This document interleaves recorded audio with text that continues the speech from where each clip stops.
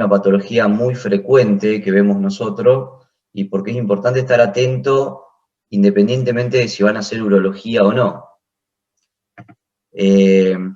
Empecemos un poquitito, esperen que eso. Epidemiológicamente, los tumores de urotelio involucran a todo el epitelio que involucra los cálices renales, la pelvis renal, el uréter y un trayecto del uréter dentro de la vejiga para después sí llegar a la vejiga y al cuello vesical. Bien, eso es tumor de urotelio, desde arriba hacia abajo.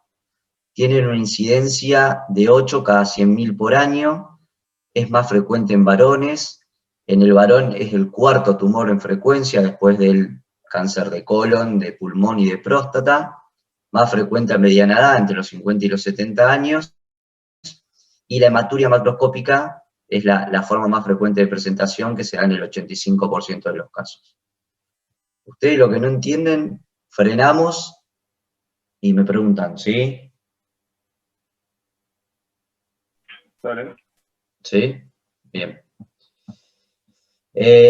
Importante esto que dice acá abajo. Los tumores del tracto urinario superior, ¿sí? Que van a ser los tumores que involucren los cálices, la pelvis y el uréter, 10 al 50% van a tener en forma concomitante un cáncer de vejiga.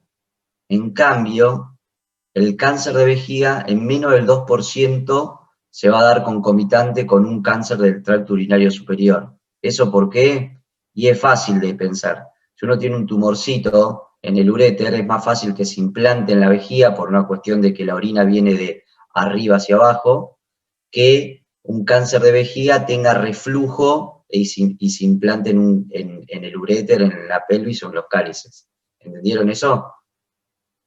Sí, se entendió. Pero esto es importante, ¿sí? Es importante porque siempre que uno tiene un tumor del tracto urinario superior, debe hacer una citoscopía para descartar que no tenga algún pólipo en la vejiga, y van a ver que en los tumores de vejiga de alto grado, siempre hay que descartar que no haya algún pólipo o algún tumor en el tracto urinario superior. A pesar de que sea muchísimo menos frecuente, hay que descartarlo. El urotelio normal es un epitelio que tiene 7 a 8 capas de célula, está pseudoestratificado y siempre se asienta sobre una membrana basal. Histopatológicamente, por lejos, el 98% de los tumores de vejiga son epiteliales, y dentro de estos, los más frecuentes son los carcinomas transicionales. Bien, eso puede ser pregunta. Y le siguen en frecuencia el cáncer epidermoide y el adenocarcinoma. Bien, el cáncer epidermoide generalmente en la vejiga está asociado a irritación crónica, ya sea los pacientes que tienen litiasis en la vejiga, los pacientes que tienen sonda vesical crónica, los pacientes que tienen bilardiasis, que después lo vamos a ver como factor de riesgo, que es un parásito. Bien, y el adenocarcinoma generalmente cuando se produce, que es muy poco frecuente, asienta sobre el uraco, ¿sí? Que es un resabio embriológico que tiene la vejiga. Y no epiteliales, que son muy poco frecuentes, son linfomas o sarcomas. ¿Entendieron eso? Sí, doctor. ¿Cómo se pueden presentar los tumores en el tracto urinario? Pueden ser sin invasión muscular o músculo infiltrante. Sin invasión muscular generalmente son papilares de bajo o alto grado, es decir, son exofíticos de bajo o alto grado, con o sin invasión de la submucosa, y generalmente estos tumores que son superficiales se tratan con resección transuretral de vejiga, con un método endoscópico. En cambio, los músculo infiltrante generalmente son de alto grado, en la gran mayoría de los casos son de alto grado, son músculo infiltrante porque invaden la pared muscular, invaden el detrusor, y generalmente lo que uno debe hacer es una cirugía radical, tiene que ser mucho más agresivo y extirpar el órgano. Bien, ¿por qué es esto? Porque los músculos infiltrantes tienen capacidad de dar metástasis, entonces uno tiene que ser mucho más agresivo. Esto es a grandes rasgos, ¿bien? Pero está también dentro de estos tumores el carcinoma in situ. ¿Y por qué este lo dejamos un poquito aparte?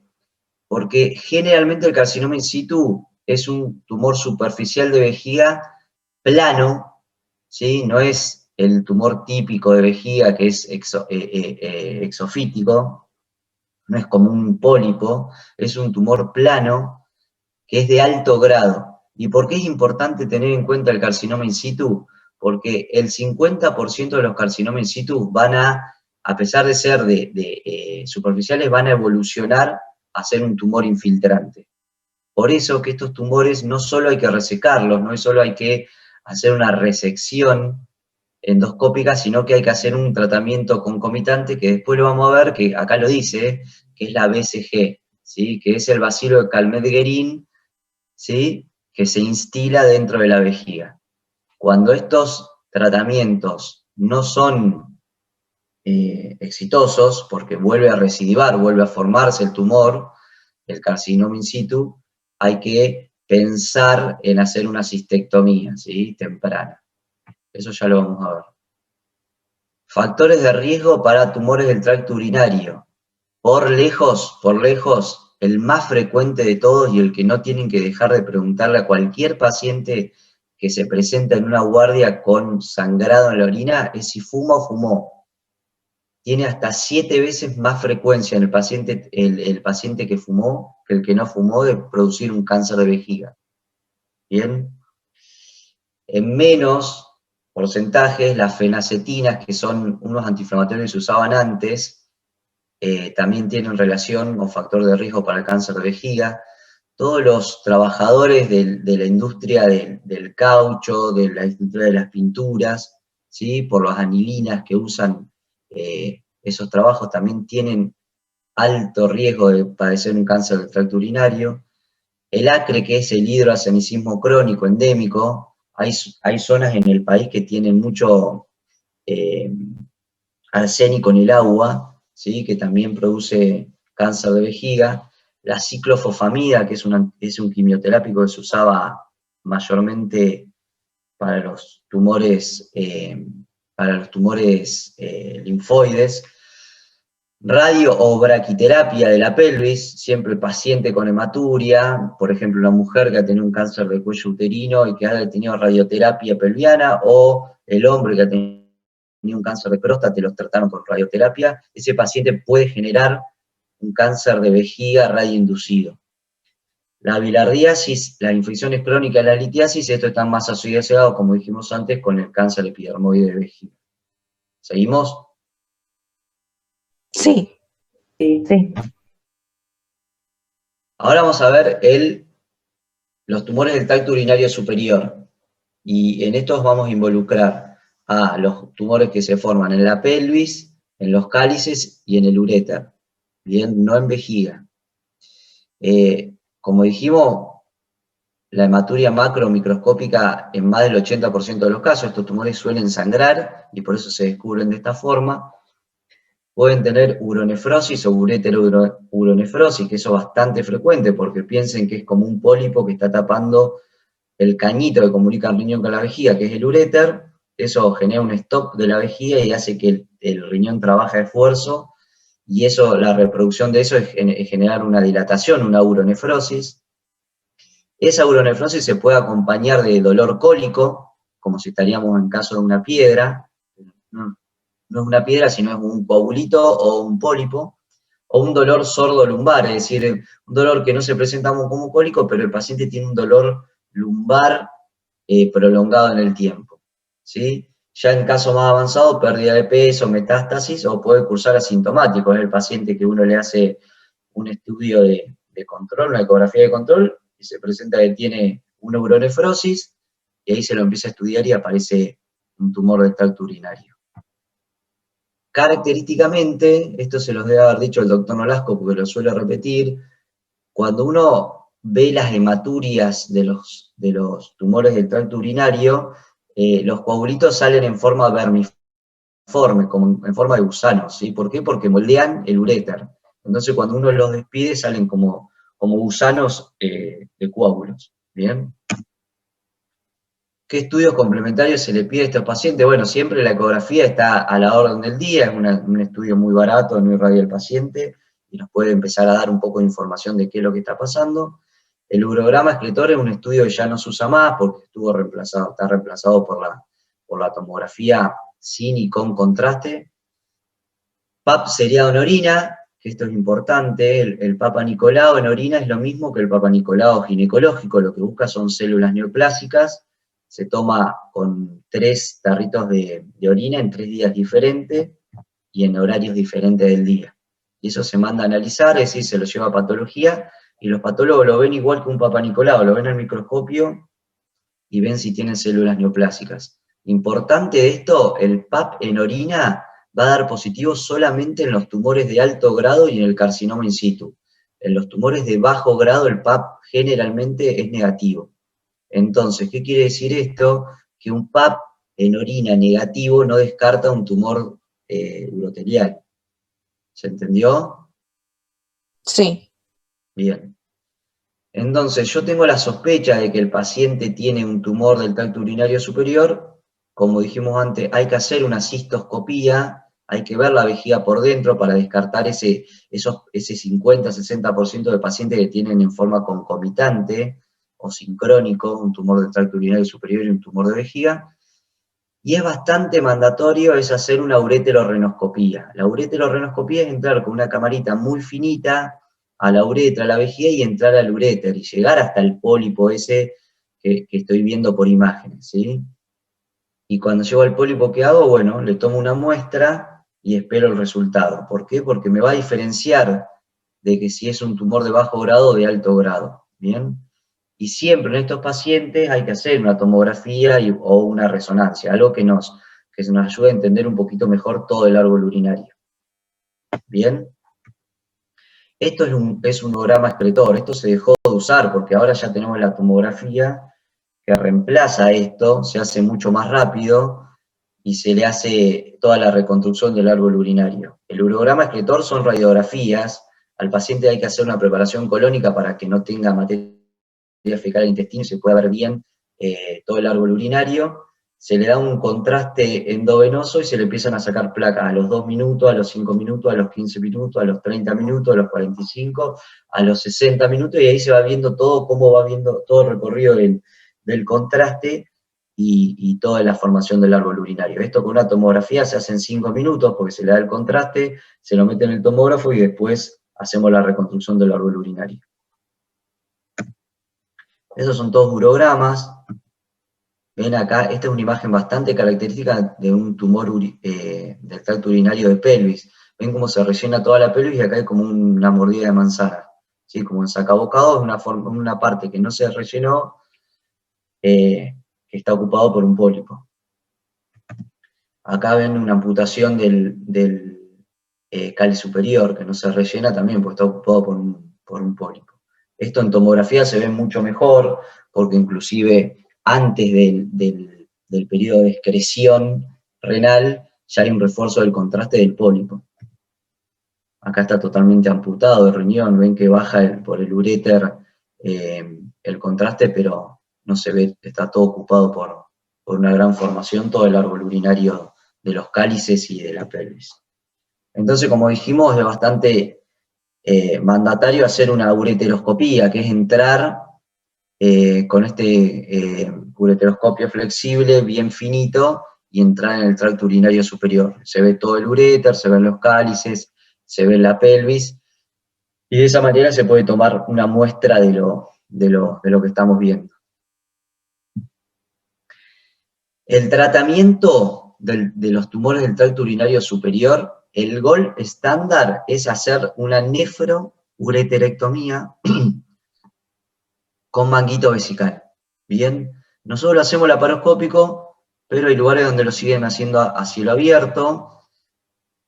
No está mal, acá lo importante es ser prematuro. Los tumores del tracto urinario son, más los del tracto urinario superior, son bastante agresivos y suelen dar metástasis en forma temprana. Bien, entonces, de la forma que lo hagan está bien, pero hay que hacerlo. Y es importante no sacar solo el riñón, porque esto es un tumor del tracto urinario, no del parénquima renal. Entonces hay que hacer lo que se llama nefroureterectomía con manguito vesical. La nefroureterectomía se entiende porque es sacar el riñón con todo el uréter, y el manguito vesical es hacer una especie de cistectomía parcial. ¿Por qué? Porque el uréter tiene un trayecto más o menos de 3 centímetros que se entrecruza con el músculo detrusor de la vejiga para desembocar en la vejiga. Eso hay que sacarlo porque puede haber una recidiva en esa parte también. ¿Entendieron eso o no? Sí, sí, doctor. Bien. Sí, Entonces, si les preguntan gol estándar para el tratamiento de un tumor de alto grado de la pelvis renal, ustedes le dicen nefroureterectomía con manguito vesical. ¿Sí? Esa es la respuesta. Después puede haber casos especiales en los cuales se pueden hacer resecciones parciales. Por ejemplo, un paciente monorreno. Un paciente monorreno que tiene un tumor en la pelvis renal, bueno, se le hará algo endoscópico, con láser, con instilaciones de BCG dentro de la pelvis, pero eso ya es algo bastante específico y excepcional en estos casos. Siempre en estos casos, siempre en estos casos, que se pueda, ¿no? Que no tenga un solo riñón, hay que hacer lo que se llama nefroureterectomía con manguito vesical. ¿Bien? Acá terminamos tumores del tracto urinario superior. Ya pasamos al tumor de vejiga, el cáncer de vejiga, que por lejos, es muchísimo más frecuente que los anteriores. ¿Alguna pregunta de lo anterior? No, creo que quedó. ¿Quedó ¿Ese claro? tratamiento es tanto para los de alto grado como para los in situ? ¿Sería? Exactamente, tanto para los de alto grado como los de in situ y como los de bajo grado también. Ustedes pónganse en la cabeza que el tratamiento estándar es hacer la nefroureterectomía. Por ejemplo, yo tengo después se afina un poquito todo, pero para ustedes, pónganse en eso en la cabeza. Ahora les hago un comentario. Por ejemplo, tengo un pólipo. El paciente es un paciente que tiene los 2 riñones y todo. Se le descubre un pólipo chiquitito de 5 milímetros en el uréter distal, ¿no es cierto? Ese paciente entro con un ureteroscopio, le tomo una muestra y me viene que es de bajo grado. Ese paciente se puede intentar como primer medida hacer una resección y láser de la formación. ¿Entienden? ¿Por qué? Porque no le vamos a sacar con un polipito de 5 milímetros, no le vamos a hacer una nefroureterectomía. ¿Bien? Pero para eso tiene que ser muy chiquitito, de bajo grado, tiene que estar bastante próximo para poder trabajarlo bien. Pero si a ustedes le preguntan cuál es el estándar para el tratamiento del tumor del tracto urinario superior, es la nefroureterectomía con manguito vesical. Ustedes díganle en eso. Con eso no le van a agarrar nunca le van a decir está mal. ¿Entienden? En cambio, con lo otro, bueno, es muy, muy específico lo otro. Lo otro a ustedes no se lo van a preguntar. ¿Bien? Bárbaro, gracias. Bien. ¿Seguimos? En esto tienen que estar mucho más atentos que en el anterior.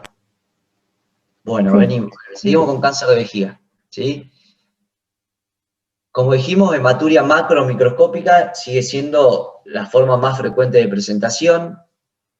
A tener en cuenta, el paciente que tiene síntomas irritativos de la vejiga, es el paciente que tiene como disuria, tiene irritación, tiene frecuencia misional y no se explica por otra causa, ese paciente hay que sospechar que puede tener un cáncer de vejiga, ¿sí? Y generalmente estos pacientes son los que se presentan con un carcinoma in situ. ¿Por qué? Porque al ser un tumor plano, generalmente no sangra el carcinoma in situ, da más bien síntomas irritativos, ¿bien? Entonces siempre tengan en cuenta, el paciente ese que no se explica, le hacemos cultivo negativo, orina bien, no tiene hematuria ni macro ni microscópica, bueno, ese paciente puede, la ecografía es normal, ese paciente puede tener un carcinoma in situ de vejiga, ese paciente es el que hay que hacerle un PAP en orina y una citoscopía, ¿bien?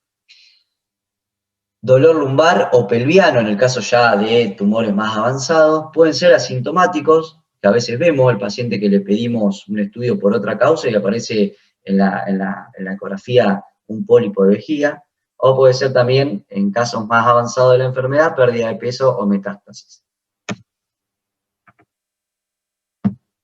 Esperen que... Ahí está.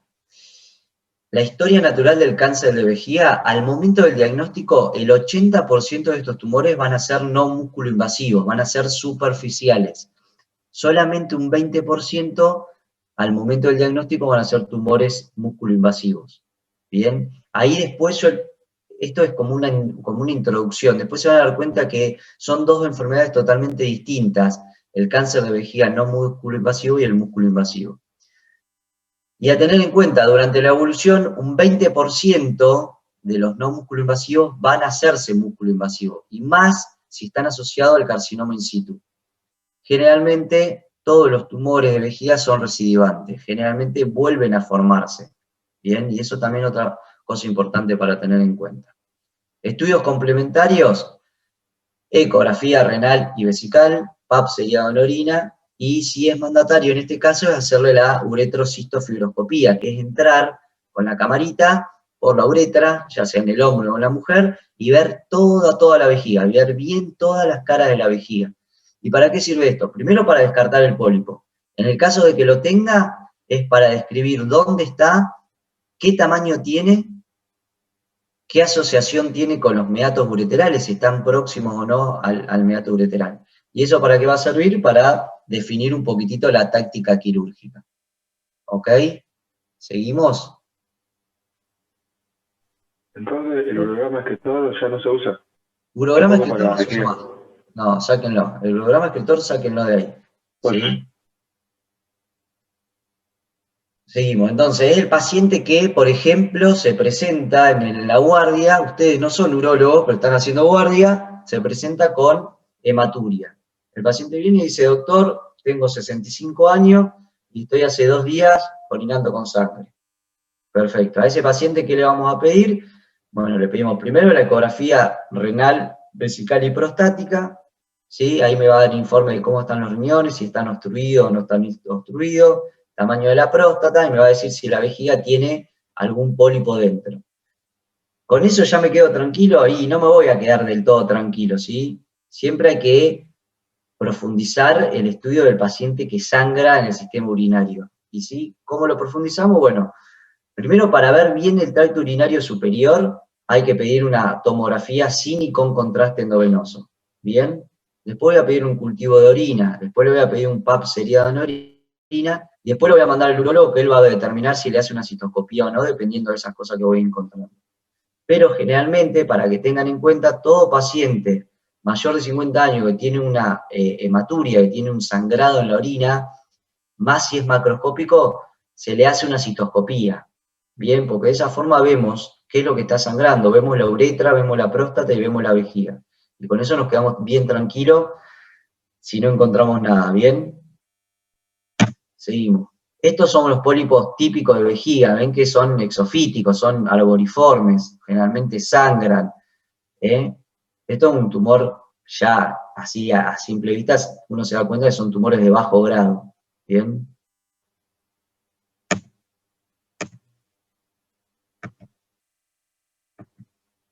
¿Cómo estadificamos el tumor de vejiga? Como dijimos antes, se le hace la citoscopía, pero la citoscopía lo que nos llega al momento es de planear la cirugía, ¿sí? La estadificación va a ser siempre por resección transuretral de vejiga. Hay que resecarlo en forma superficial, en forma profunda, y eso mandarlo a analizar, porque ahí es donde el patólogo nos dice, primero, si el tumorcito es maligno o benigno. Segundo, si el tumor es de alto grado o de bajo grado, y nos dice también cuántas capas de la vejiga involucra, y ahí podemos determinar si el tumor es no músculo invasivo o músculo invasivo. ¿Bien? Por supuesto, estos pacientes se van a llevar una tomografía con contraste endovenoso para determinar también el árbol urinario superior. Y ahí lo estadificamos con el TNM. Bien, y ven que el TA es un tumor limitado a la mucosa, el T1 invade la lámina propia, hasta ahí hay que trazar una línea, de ahí, de la línea esta de la lámina propia para arriba, son tumores no músculo invasivos o tumores superficiales de vejiga, y de la línea para abajo, del T1 para abajo, son músculo invasivo. Ven, el T2 ya es un tumor que involucra el detrusor de la vejiga, el T3 invade la grasa perivesical, y el T4 invade órganos vecinos. Acá está la traducción de lo que estamos diciendo con el TNM. El TI es un tumor in situ, el TA involucra solamente la mucosa de la vejiga, el T1 involucra la lámina propia y el T2 ya involucra el detrusor. Del T1, de acá para acá, son superficiales, de acá para allá son profundos.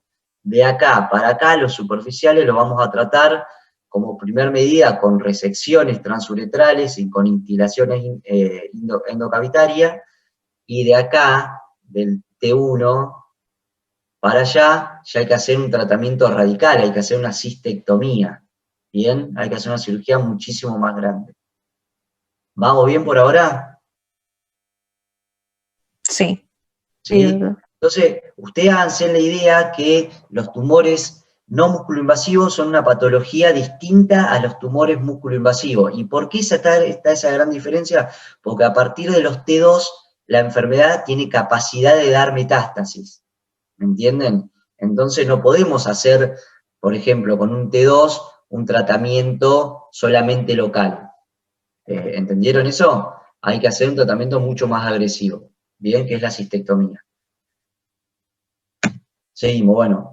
Estos son tomografías que se ven tumores grandes de vejiga, ven que involucran, ven, está la vejiga, ven que involucran gran parte de toda la pared de la vejiga. Por ejemplo, a nosotros nos vienen con este paciente, con esta tomografía, este paciente hay que hacer la resección igual, porque hay que tener diagnóstico de que es un tumor infiltrante de vejiga como para decidir hacer una cistectomía. Tenemos que tener sí o sí patología. No vamos a hacer una cirugía muy grande, tan grande como una cistectomía, sin una patología que lo avale. Siempre la estadificación es con resección transuretral. Ahí de esa forma voy a sacar el pólipo. Si es un pólipo superficial, ya estoy haciendo tratamiento y a la vez me está dando la estadificación de la enfermedad. Estoy haciendo tratamiento, diagnóstico y tratamiento. Y en los tumores infiltrantes estoy haciendo el diagnóstico para después tener aval para hacer el tratamiento. ¿Ven? Esto es una resonancia que se ven bien los pólipos de vejiga. Pero esto no sabemos si estos son infiltrantes o no infiltrantes. ¿Entienden? Entonces siempre vamos a hacer la resección transuretral de vejiga. Bueno, acá sí se ve, esta es una resonancia muy grande, que ven que tiene ya, se involucra órganos de la pelvis, ya se va por fuera de la grasa de la vejiga. Bien, viene acá compromete la próstata también, un tumor muy grande de vejiga.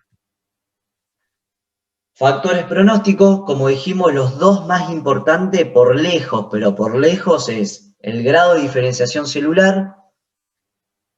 Van a ver que los grado 1 o bajo grado tienen un 10% de progresión, es decir, tienen un 10% de hacerse infiltrante, en cambio los de alto grado tienen un 60% de progresión. Y el estadio, los TA, los tumores que involucran la mucosa, tienen un 4% de posibilidad de hacerse infiltrante, en cambio el tumor in situ un 50%.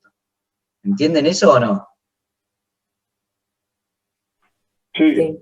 ¿Sí? Entonces, factores pronósticos, si le preguntan factores pronósticos del cáncer de vejiga, hay 4, los más importantes son el grado de diferenciación celular, si es de alto o bajo grado, y el estadio, si es de superficial o profundo. Y en menor medida, el tamaño y número tumoral no es lo mismo, por supuesto, no es lo mismo tener un tumor de 5 centímetros y múltiple que tener un tumorcito de 5 milímetros único en la vejiga, y el índice de recidiva, ¿sí? Porque estos tumorcitos vuelven a aparecer, pueden volver a aparecer. Uno los reseca y pueden volver a aparecer.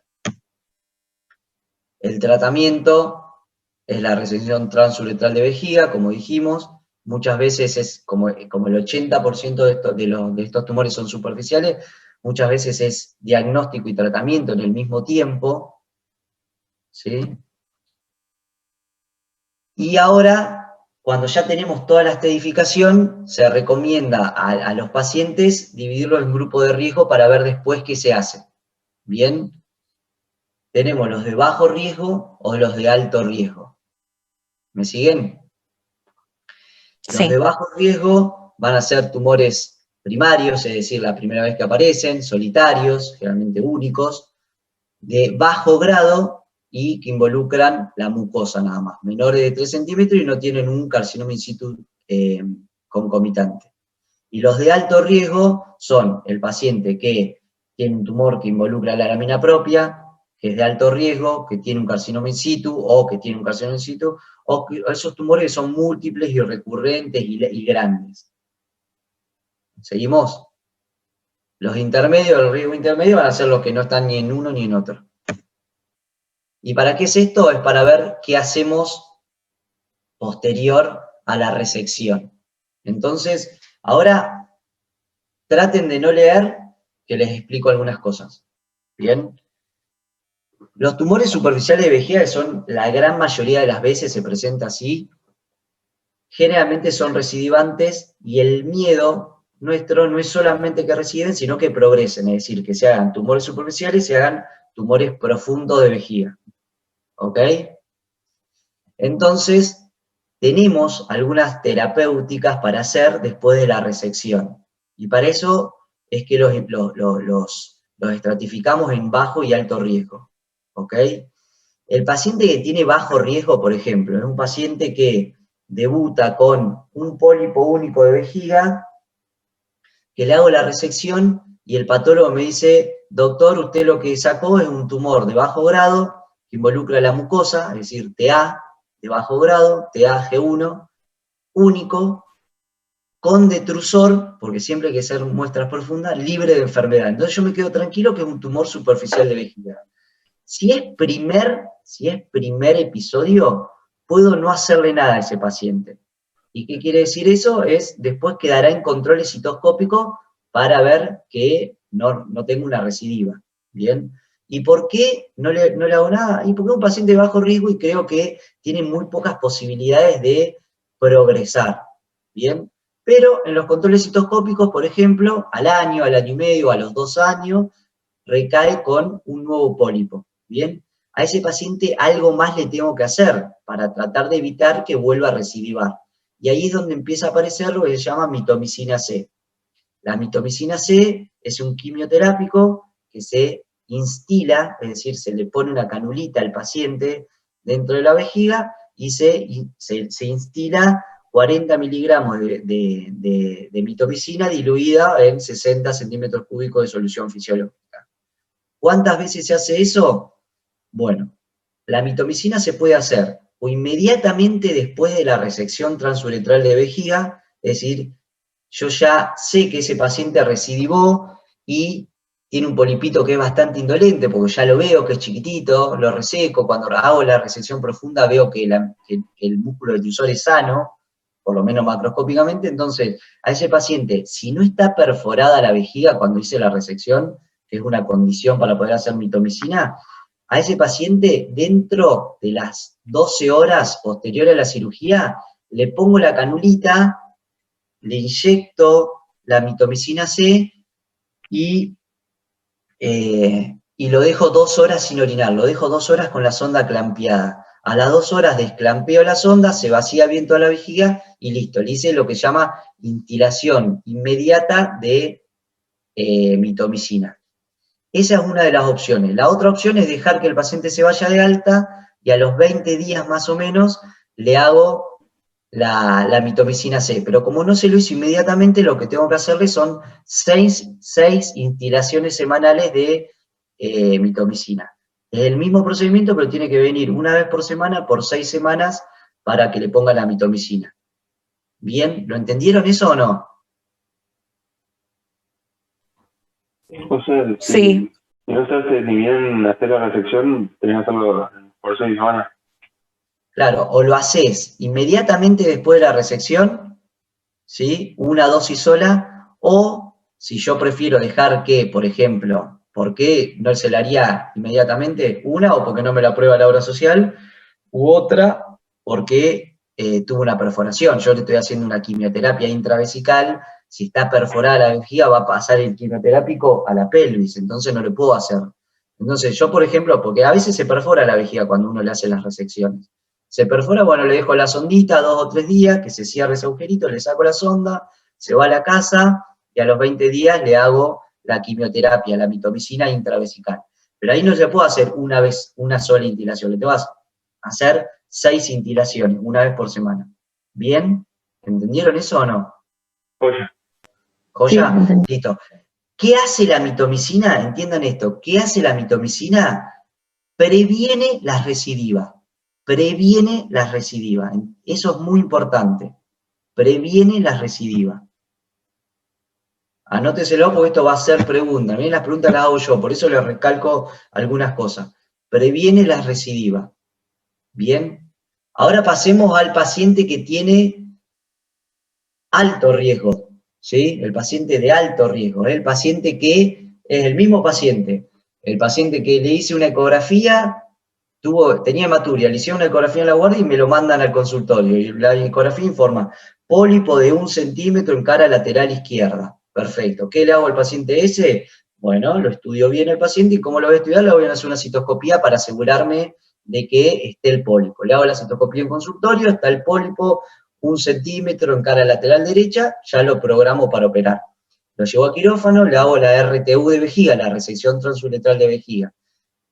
Le hago la resección transuretral de vejiga, le hago toda la resección superficial y la profunda, y el patólogo a los 10 días me dice que el paciente ya se fue de alta, viene al consultorio a buscar el resultado de la patología, me dice que es un tumor, un T1, es decir, que involucra la lámina propia, de alto grado, con el músculo detrusor libre de enfermedad. Entonces yo, músculo detrusor libre de enfermedad, me aseguro que sea superficial, pero es un T1 de alto grado, un tumor, acuérdense, que tiene un porcentaje importante de que progrese, progresiones que se haga de superficial a profundo, que se haga de superficial a músculo invasivo, que de esa forma tenga capacidad de dar metástasis.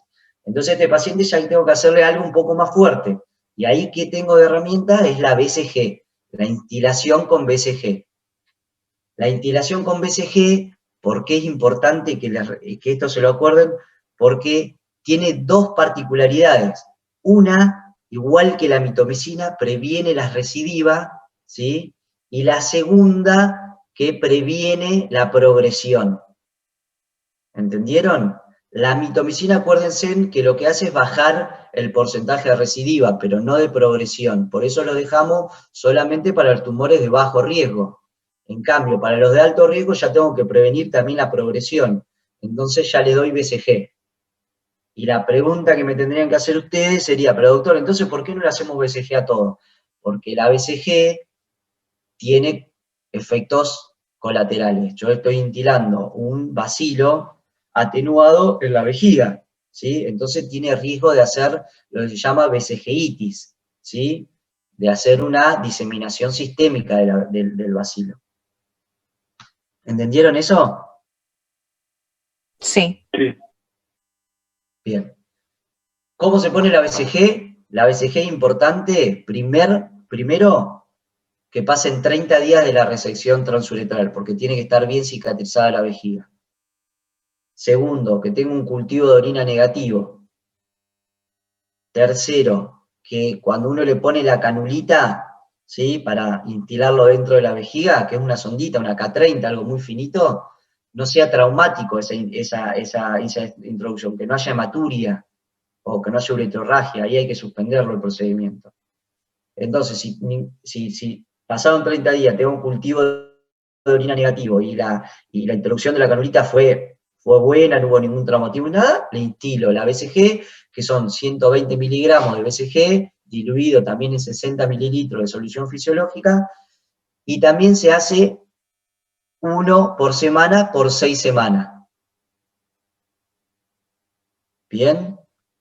¿Y qué es importante cuando hago la BCG? Esas 6 semanas se llaman inducción de BCG, pero después debo mantener el tratamiento con BCG durante de 1 a 3 años, dependiendo qué tumores tienen, pero se sabe que por lo menos 1 año de mantenimiento con BCG hay que hacer. ¿Y cómo se hacen esos mantenimientos? Es con esta tabla. Ven que tienen las 6 semanas de instilación, esto igual no lo tienen que saber ustedes, ¿eh? Tienen que saber que existe la BCG, que tiene riesgo de BCGitis, que es importante tener un cultivo negativo, todas esas cositas sí, a quién se destina la BCG, pero cómo se da la BCG, no. ustedes sepan que la terapia de mantenimiento por lo menos debería ser por un año y medio, pero nada más, ¿ven? Que tenemos las 6 semanas de instilación, después se descansa, después se hacen 3, después al 6º mes otro 3, a los 12º mes otro 3, ¿entienden? Así se hace la BCG. La BCG hay que mantenerla durante el tiempo para prevenir esa progresión que nosotros tememos en los tumores de alto grado, ¿sí? O en los tumores estratificados como de alto riesgo. ¿Sí? ¿Entendieron eso o no? Sí, doctor. Sí. Bien. Y por ejemplo, si yo tengo este mismo paciente que le hice BCG y que durante el mantenimiento, por supuesto le voy a ir a seguir haciendo citoscopías al paciente para ver que no recidive la enfermedad, me recidiva la enfermedad, bueno, este paciente es un paciente de muy alto riesgo, ¿sí? ¿Ven el subgrupo acá de muy alto riesgo? Bueno, este paciente o se le puede seguir haciendo resecciones y BCG, o ya hay que proponerlo en forma temprana hacer una cistectomía radical. Bien, esto entraría dentro de este subgrupo de muy alto riesgo, ¿sí?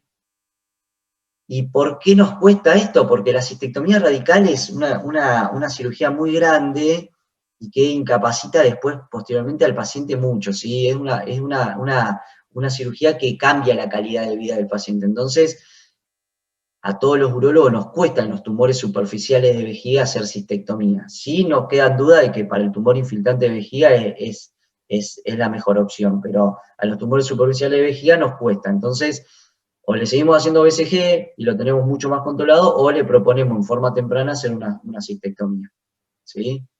¿Por qué? Porque ustedes entiendan esto, que el paciente que pasa a ser un T2, un tumor infiltrante de vejiga con capacidad de metástasis, si uno lo agarra en un estadio T2, N0, es un paciente que lo podemos curar. Ahora, si el paciente se nos pasó, ¿sí? Y se hizo infiltrante de vejiga y hizo metástasis, sea un paciente que no lo van a poder curar, ¿me entienden? Entonces ese es el punto límite. Esto es la ventilación, el seguimiento de todos estos pacientes superficiales con cáncer no músculo-invasivo es el primer año citoscopía y PAP en orina cada 3 meses, el segundo y tercer año citoscopía y PAP cada 6 meses, y a partir del 4º año estos pacientes deben hacerse controles anuales con citoscopía. Por lo menos 10 años. ¿Bien? Esto es importante también. ¿Seguimos? Okay. Bueno, hagamos un ejercicio. Pero, porque es importante que lo entiendan esto, ¿sí? Es muy importante que lo entiendan. Hagamos el ejercicio. Viene un paciente a la guardia con hematuria y tiene una hematuria macroscópica de 4 días de evolución. Tiene 60 años y en la guardia le piden una ecografía que informa un tumor en la vejiga. Se los mandan a ustedes, si ustedes están en el consultorio de urología, rotando, porque no sé si van a hacer todo. ¿Alguno va a hacer urología o no? Pues, por el momento no. Por el momento ninguno. Bueno, buenísimo, si tenemos más trabajo nosotros. Bueno, tiene un pólipo en la vejiga. ¿Qué hacen con ese paciente? Vamos, equivóquense, no pasa nada. La citoscopía. Bien, hay que hacerle una la biopsia. citoscopía. Bien. No, hacemos la citoscopía. En el consultorio no hacemos biopsia. Hacemos la citoscopía. En la citoscopía me informan que tiene un pólipo de 2 centímetros en el techo vesical. ¿Qué hacemos con el paciente ese? ¿Qué hay que hacer? La biopsia. Claro, O la ¿cuál biopsia, sería? claro, hay que hacerlo en quirófano porque ya no se puede hacer. Hay que entrar con un aparato mucho más grande, que es el resector, y hacerle lo que se llama RTU de vejiga, RTU, resección transuretral de vejiga. ¿Bien? Ahí en ese caso, si es un pólipo, ya aprovechás y lo sacás todo, ¿no? Claro, pero eso en quirófano, ¿entienden? Con la resección. Sí, sí. Claro. ¿Entienden eso o no? ¿Eh? Sí, sí. Sí, doctor. Bien. Entonces le hago la resección transuretral de vejiga, se lo hago completo, siempre se hace completa, siempre se saca todo. Se saca todo lo que macroscópicamente vemos, y también se toma muestra profunda para asegurarnos que no quede enfermedad. Bien. Ese paciente tiene un pólipo de 2 centímetros, la resección fue amplia, porque son 2 centímetros, y en vejiga 2 centímetros es bastante, la resección fue amplia, y mandamos a analizar la muestra, le dejamos una sondita vesical, al segundo día le sacamos la sondita y se va a la casa. Viene a los 10 días a buscar la anatomía patológica, y en la anatomía patológica nos informa que es un tumor, un T1, ¿sí? Un músculo que involucra la lámina propia, de alto grado, un T1 de alto grado. Bien, primer episodio del paciente. El paciente es tabaquista. ¿Qué hacemos con el paciente ese? Ahí podemos hacer tratamiento con BCG, ¿no? Claro, exactamente. Ese paciente primero le tenemos que decir que deje de fumar. Eso no se lo había dicho anteriormente. Es muy importante que el paciente que fuma deje de fumar, porque el paciente que sigue fumando se vio y se comprobó que tiene más riesgo de recidivas y más riesgo de progresión. Por lo tanto, tiene que dejar de fumar. Primera medida. Segunda medida, la BCG. Espectacular lo que están diciendo. BCG. El paciente va a hacer una inducción con BCG y va a hacer un mantenimiento por lo menos de 18 meses con BCG. Y lo vamos a seguir controlando al paciente. ¿Bien? ¿Entendieron? Sí.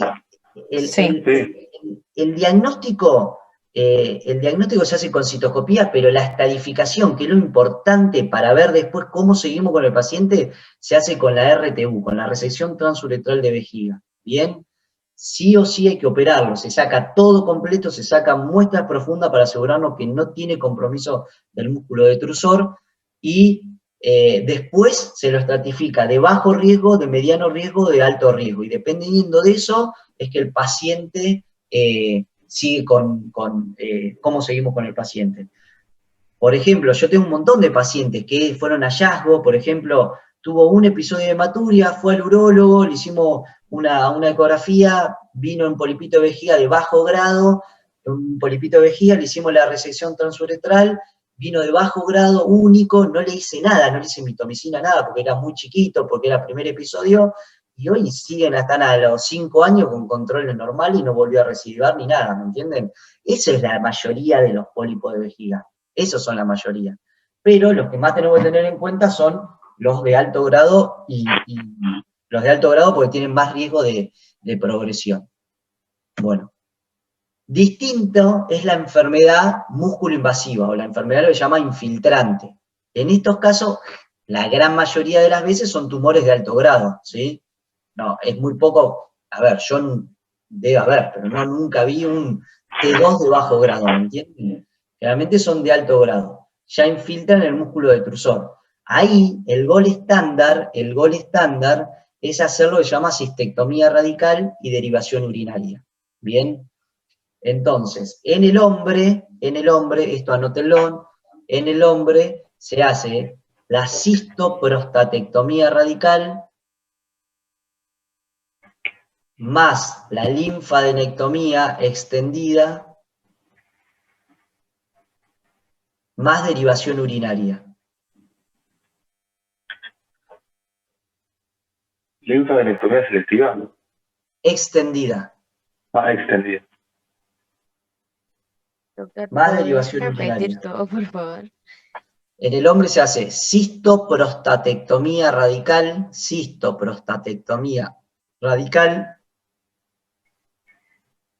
más linfadenectomía extendida, más derivación urinaria.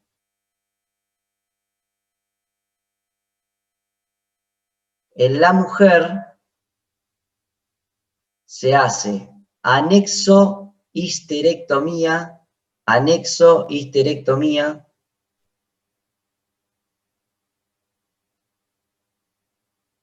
más cistectomía radical,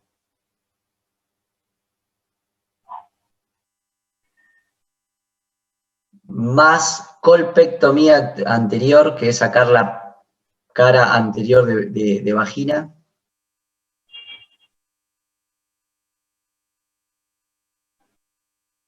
Más linfadenectomía extendida, más derivación urinaria.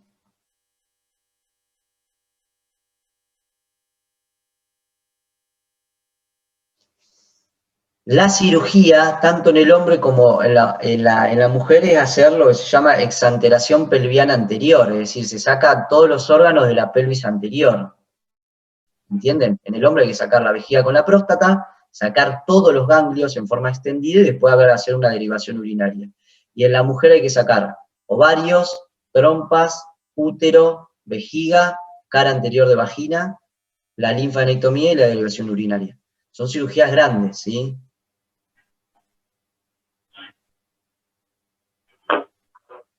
¿Me siguen? Sí. Estos pacientes generalmente hacen una quimioterapia neoadyuvante.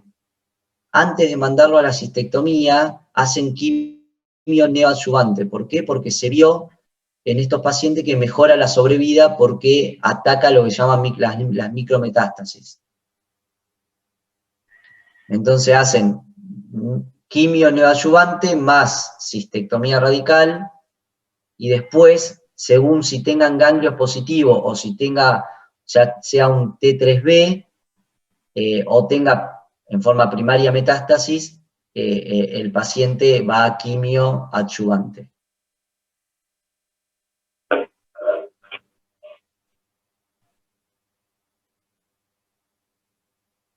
Bien. ¿Por qué se le hace linfa? Y es importante aclararlo, la linfadenectomía extendida, porque en el cáncer de próstata, por ejemplo, no se demostró que la linfadenectomía mejore la sobrevida. En cambio, en el cáncer de vejiga sí. En el cáncer de vejiga hay que hacer linfadenectomía porque se vio que cuanto más extensa sea la linfadenectomía, mejor sobrevida tenían los pacientes. Por eso hay que hacerla extendida. Después los límites para ustedes no es importante, pero pónganlo porque o pónganlo, esto va a ser un choice. Si está dentro de las opciones la linfadenectomía extendida, márquenla como tratamiento del cáncer de vejiga. Siempre asociada a la cistectomía, ¿no? Claro.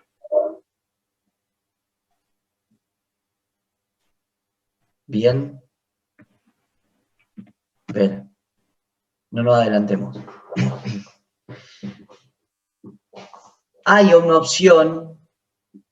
¿Hasta acá entendieron o no? Sí, doctor. Sí. Bien. Sí. Hay una opción que se llama, que es para el paciente que o tiene un pólipo muy chico, es decir, a mí me ha pasado de ir a hacer una resección, una RTU de vejiga, resecar el pólipo, darme la impresión de que es un pólipo de alto grado, porque uno empieza a afinar el ojo, de alto grado pero no infiltrante, y después en la anatomía patológica me vino que era infiltrante. ¿Entienden? ¿Entienden esa situación? Un pólipo, por ejemplo, de 1 centímetro, voy, le hago la RTU, sonda, y cuando viene a buscar la anatomía el paciente, me pone un T2 de alto grado. Digo, este polipito tan chiquito, tener que ir a sacarle toda la vejiga. Si bien es el estándar, existe también lo que se llama tratamiento conservador de vejiga para tumores infiltrantes. ¿Bien? Que son para casos muy seleccionados, para, por ejemplo, el caso de un tumor muy chiquito, el caso de un paciente que está fuera de estatus quirúrgico, estas son cirugías grandes, y hay pacientes en los cuales no se aguantan una cirugía así de grande. Entonces, existe el tratamiento conservador de vejiga para tumores infiltrantes. Se llama tratamiento trimodal de vejiga, trimodal de vejiga. ¿Me siguen hasta acá o no? Sí, doctor. Bueno, a estos pacientes hay que hacerle, para hacerle un tratamiento trimodal de vejiga hay que hacerle la RTU máxima, es decir, que yo me asegure que con la RTU, con la resección transuretral, no quedó tumor. Primer punto, RTU máxima. Bien. Después van a ir a quimioterapia. ¿Me siguen? Sí, doctor. Después de la quimioterapia tengo que hacerle una nueva resección transuretral de vejiga. de la cicatriz de donde resequé anteriormente, tengo que volver a resecar, ¿sí? Si en esa RTU aparece tumor, no puedo seguir con el tratamiento trimodal de vejiga, tengo que pasar a hacerle una cistectomía radical. Si en esa RTU me aparece que no hay tumor, bien, hay que hacer radioterapia. ¿Me entienden? Por eso es tratamiento trimodal. RTU, que sería la cirugía, quimioterapia y radioterapia. Eso es para los tumores infiltrantes de vejiga que hay que conservarle la vejiga o que uno quiere conservarle la vejiga, que deben ser casos muy seleccionados. Deben ser casos muy seleccionados. Por las dudas, sepan que existe eso. El tratamiento trimodal para conservación vesical, para casos seleccionados. El gol estándar, acuérdense que en el hombre es la cistoprostatectomía radical, más linfadenectomía, más derivación urinaria, y en la mujer es la nexohisterectomía, más cistectomía radical, más colpectomía anterior, más derivación urinaria, con quimio neoadyuvante. Ese es el gol estándar. ¿Le hice mucho lío? No. No. Bien, Pero igual es espectacular. tremenda toda la cirugía. Sí, es una cirugía muy grande, es bastante incapacitante para el paciente. El paciente, yo siempre le digo lo mismo, antes de operarlo les digo que se hagan la idea que le va a pasar un tren por encima, porque es así, es una cirugía muy, muy grande que necesita un tiempo de recuperación prolongado. Más allá de que hoy se está haciendo en forma laparoscópica, es una cirugía que al paciente lo golpea mucho, ¿sí? Y aparte de todo este embrollo, de hacer toda esta cirugía radical grande, que como decía un maestro mío, saca cualquiera, después hay que reconstruir el árbol urinario, ¿sí? Hay que volver a derivar la orina, porque de algún lado tiene que salir la orina, ¿sí? Y ahí aparecen lo que llaman derivaciones urinarias, ¿sí? Las derivaciones urinarias se dividen en dos grandes grupos, las que son no continentes y las que son continentes. ¿Bien? Empecemos por las más fáciles. Las no continentes, dentro de las no continentes, la más simple es directamente llevar los uréteres a la piel, hacer lo que se llama ureterostomía cutánea. Llevo los dos uréteres a la pared, ¿sí? Le doy todos unos puntitos como en puño de camisa, ¿sí? Ahí adentro le pongo unos catéteres, le pongo unas bolsitas y el paciente ya directamente no va a ser continente, porque van a salir directamente cuando el riñón ese eyecte la orina, va a salir a la bolsita directamente, porque los uréteres están a la pared, ¿bien? Se pueden hacer de cada lado del ombligo, que sería ureterostomía cutánea bilateral, o se puede hacer en caño de escopeta, llevar un uréter, cruzarlo para el otro lado, ponerlo como un caño doble de escopeta, para que así usa una sola bolsita el paciente. ¿Bien? ¿Entendieron esa? Sí, se entendió. Sí. Bien. La otra no continente, que por lejos es la que más hacemos nosotros y la que más se está haciendo en el mundo, es la operación de Bricker, que es aislar un segmento de ilion, ¿sí? Reseco un pedacito de ilion y lo aboco a la pared, como una ileostomía, ¿entienden? Y a ese pedacito de Bricker, a ese pedacito de intestino que aislé, le pongo los dos uréteres. ¿Entienden? Entonces, la orina va a volcarse en ese segmento de ilion, y de ese segmento de ilion va a salir hacia una bolsita.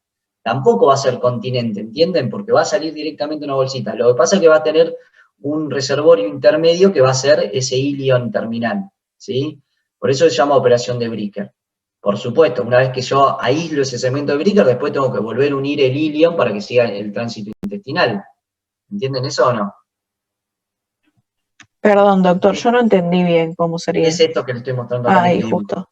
Bien. Agarro un segmento de ilion, ¿sí? De ilion, lo reseco, ¿sí? Por supuesto con su meso para que siga teniendo vitalidad. Después vuelvo a unir el ilion a una término terminal con el otro ilion para que siga el tránsito intestinal, y este pedacito que aislé lo aboco a la pared. A ese ilion que aboqué a la pared le anastomoso los dos uréteres. Entonces tampoco va a ser continente, porque voy a ponerle una bolsita acá. Esperen que me salta. Acá le pongo una bolsita. Entonces, la orina baja por los uréteres, se reserva apenas acá y ya sale por acá. ¿qué diferencia tiene? Usted me va a decir, pero ¿qué diferencia tiene entre hacer esto o hacer directamente poner los uréteres a la pared? Bueno, que tiene menos índices de estenosis los uréteres. Los uréteres anastomosados a la pared se suelen cerrar. En cambio, cuando están acá en el Bricker, en este ilion, no se cierran. No importa, es técnico esto. Ustedes sepan que hay derivaciones urinarias continente y no continente. Dentro de las no continentes tenemos la ureterostomía, la operación de Bricker. Y dentro de las continentes, ahí abren dos flechas grandes, pueden ser ortotópicas o heterotópicas. Sepan los nombres nada más, es difícil que entiendan cómo se arma esto. Las continentes ortotópicas, está el Studer, está el Hauptmann, es armar con intestino un reservorio de baja presión y llevarlo a la pelvis y anastomosarlo a la uretra. ¿Entienden eso o no? Hacemos un reservorio de intestino, ¿sí? Agarramos el intestino, lo cortamos por el borde antimesentérico y lo vamos plegando para armar como una neovejiga, y a esa neovejiga le hacemos un agujerito, la llevamos a la pelvis, la anastomosamos, la unimos a la uretra, y a esa neovejiga le unimos los uréteres. Entonces, el paciente va a tener continencia porque tiene su esfínter natural, ¿bien? Y va a ser ortotópica porque está en el mismo lugar donde estaba la otra vejiga. ¿Cómo orina este paciente? Orina con maniobra de Prem. El paciente, para orinar, él siente que se le está ocupando la neovejiga de orina, entonces se sienta y se aprieta por arriba de la pelvis, se aprieta la panza por arriba de la pelvis, del pubis, y orina. ¿Entienden eso? Sí, se entendió. Más o menos, tienen que hacerse una representación más o menos, ¿sí? Eso sería lo que se llama derivación urinaria continente ortotópica. Y las heterotópicas son continentes porque también se arma un reservorio con intestino, pero en vez de llevarlo a la vejiga, generalmente se anastomosa al ombligo. Bien, y ahí lo que más usamos es el apéndice con la válvula iliocecal. Entonces, ¿cómo orina este paciente? Se pone el apéndice o la válvula iliocecal al ombligo, se hace el reservorio, se anatomosa los uréteres, y el paciente es continente porque no tiene ninguna bolsita, pero tiene que orinar cateterizándose. A través de esa válvula se pone un catéter, vacía la neovejiga, tira el catéter. ¿Entienden? Ya no va a orinar por la uretra natural de él, va a tener que hacerse cateterismo. A ver si hay un dibujo. ¿Ven? Este es un dibujo de un reservorio continente. Ven que se pone la válvula, acá se usó el apéndice, y se usó el reservorio con el apéndice, y a través de este agujerito uno se pone en una canulita y vacía en el reservorio. Una vez siente vacío el reservorio, se lo tiran, ¿sí? Ese cateterismo lo tienen que hacer 3 o 4 veces por día. ¿Entendieron eso o no? Sí, doctor. ¿Y cómo podemos saber a quién le hacemos continente y a quién le hacemos no continente? No, la realidad es así. Está bárbara la pregunta. La realidad es que uno está buscando calidad de vida al paciente, ¿sí?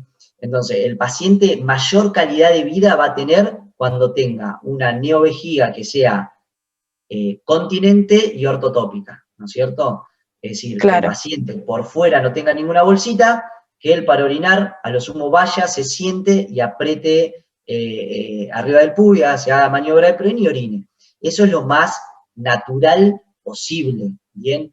Pero también es de las cirugías que más complicaciones tiene, porque son cirugías que aparte de hacer la cistectomía, que te lleva por lo menos 3 horas, 3, 4 horas, después de hacer una neovejiga te lleva por lo menos otras 4 horas, ¿me entiendes? Entonces son 8 horas de cirugía que no todos los pacientes se la bancan. Primero eso. Segundo, el paciente tiene que ser delgado generalmente, así llega el meso de esa neovejiga, que es lo que la va a mantener viva a la neovejiga, hasta la pelvis. Si un paciente muy obeso no te llega ese reservorio hasta la pelvis.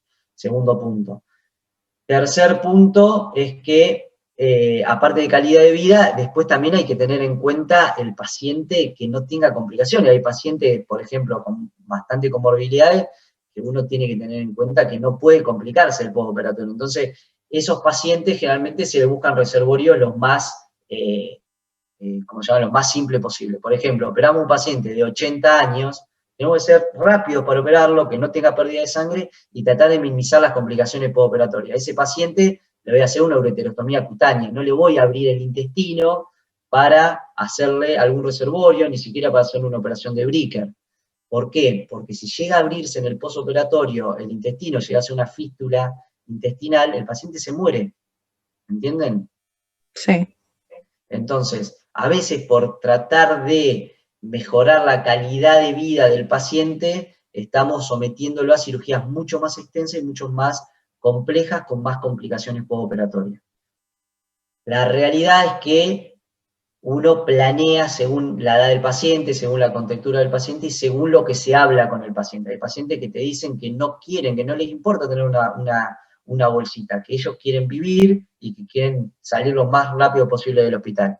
Estoy hablando que con neovejiga ortotópica hemos tenido pacientes en postoperatorio hasta 2 meses internados. ¿Por qué? Porque no solo complicaciones postoperatorias de la técnica, sino porque ustedes tengan idea que el intestino está acostumbrado a absorber líquidos, ¿sí? Cuando uno absorbe líquido, absorbe iones también. Estos pacientes empiezan a absorber, en el postoperatorio inmediato, empiezan a absorber orina. Entonces se ponen urémicos, hacen acidosis metabólicas, y después que estas neovejigas se llenan de moco, porque el intestino está acostumbrado a secretar moco también, entonces se tapan, hay que lavarlos. ¿No? Los pacientes, por lo menos con las neovejiga ortotópica, por lo menos 20 a 30 días internados en el postoperatorio están. Entonces hay que seleccionar muy bien los pacientes estos. ¿Entienden eso? Sí, doctor, quedó claro.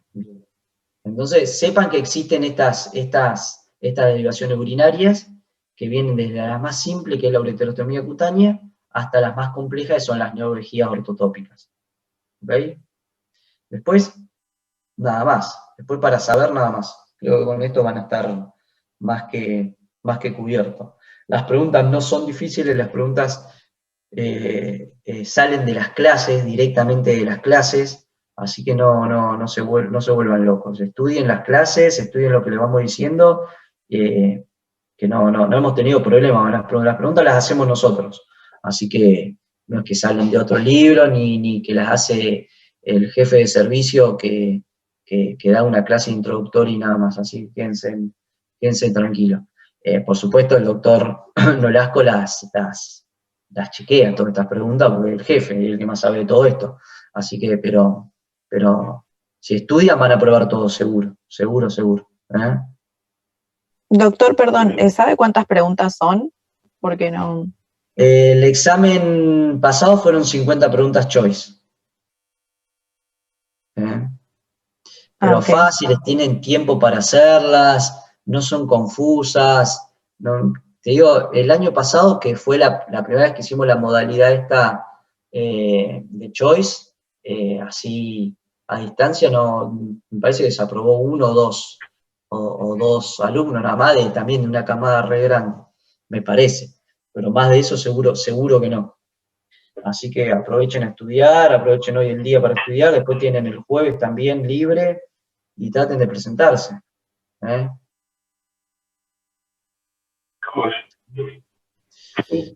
Bueno, ¿alguna duda de este tema? No, doctor.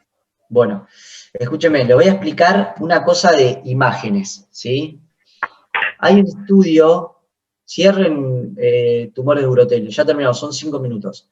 Hay un estudio que es de contraste, que es para estudiar la uretra y la vejiga, ¿bien? Esos estudios son 2. Uno es la uretrografía retrógrada, ¿sí? Entiendan esto, la uretrografía retrógrada es para ver la uretra nada más. ¿Bien? Es para ver la uretra, nada más que para eso. ¿Qué se le hace al paciente? El paciente tiene que tener un cultivo de orina negativo, se hace una asepsia de la zona, se pone una canulita en la punta de la uretra, una canulita, y se inyecta contraste dentro de la uretra. Mientras se vaya inyectando el contraste, se va viendo todo el recorrido de la uretra, en forma inversa a la que hace la orina. ¿Y para qué sirve esto? Sirve para ver estenosis de uretra. Nada más que para eso. Esto se llama uretrografía retrógrada. ¿Se entendió esto? Sí. Sí. El otro estudio se llama cistouretrografía miccional. Cistouretrografía miccional. ¿Cómo se hace? También un cultivo negativo, también hay que hacer una asepsia de la zona, y se introduce una cánula hasta la vejiga. Ya no se hace desde la punta de la uretra, se introduce una cánula a la vejiga. Y se va inyectando contraste a través de esa cánula, y se va viendo cómo se va llenando la vejiga. ¿Bien? Se va haciendo radioscopía, y se va viendo cómo se va llenando la vejiga. Se va llenando, se va llenando, se va llenando la vejiga con el contraste. Entonces, se va viendo con la radioscopía, que la radioscopía es como radiografías, pero en forma dinámica, cómo se va llenando. Y ahí lo que se ve es si el paciente tiene reflujo vesicoureteral. Bien, si refluye orina desde la vejiga, o contraste en este caso de la vejiga hacia el uretra. Eso, si mientras se está llenando la vejiga tiene reflujo, se ve que se vuelve hacia los uréteres, un poco de contraste, eso se llama reflujo pasivo.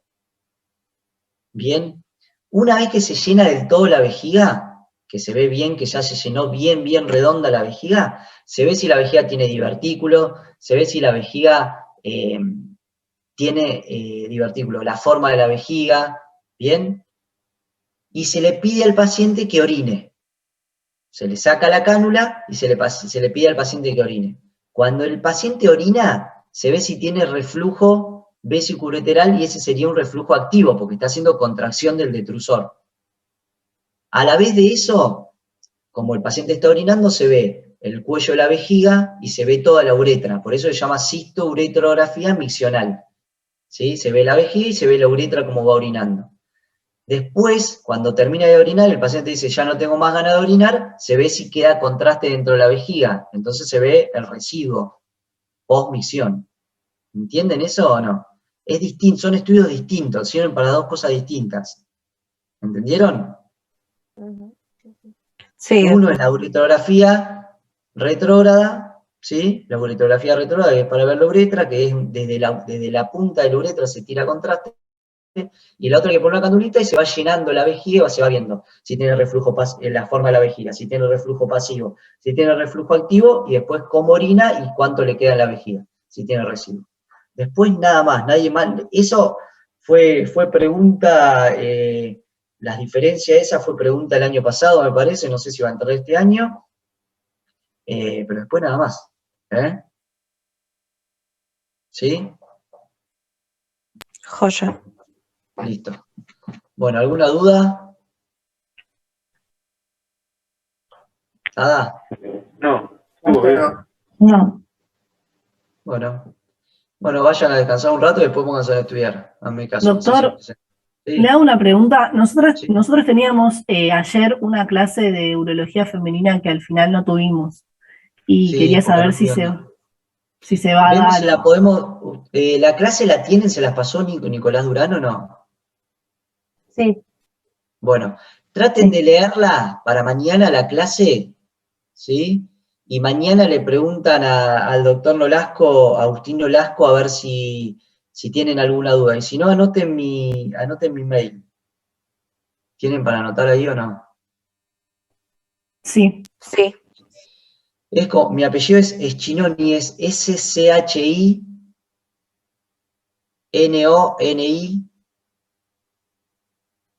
Juan P, la P sola, Juan P, @yahoo.com.ar.